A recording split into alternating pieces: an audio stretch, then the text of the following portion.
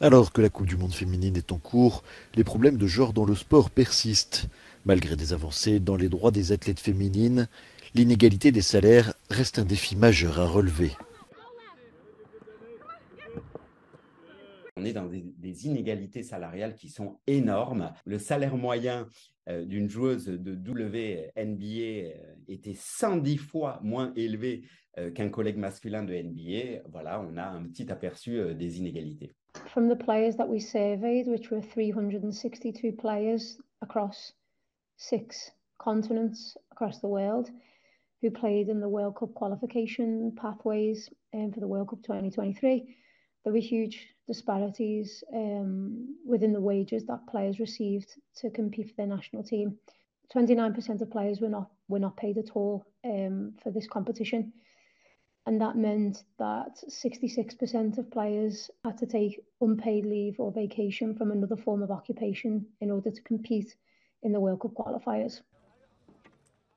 Mais les inégalités dans le monde du sport ne se limitent pas seulement aux revenus. Les conditions d'entraînement des joueuses nécessitent également des améliorations.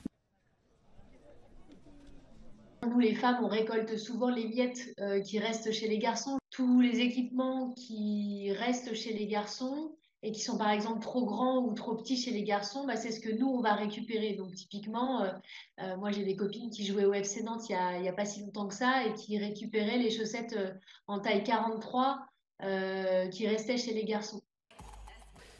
Une discrimination qui se manifeste aussi au travers d'une disparité dans l'attention médiatique réservée au sport féminin.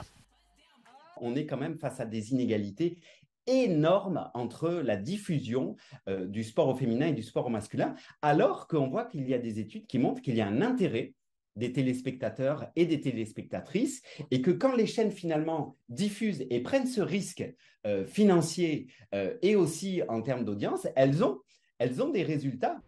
Et la discrimination publique commence dans la sphère privée avec des préjugés, des stéréotypes et des propos sexistes.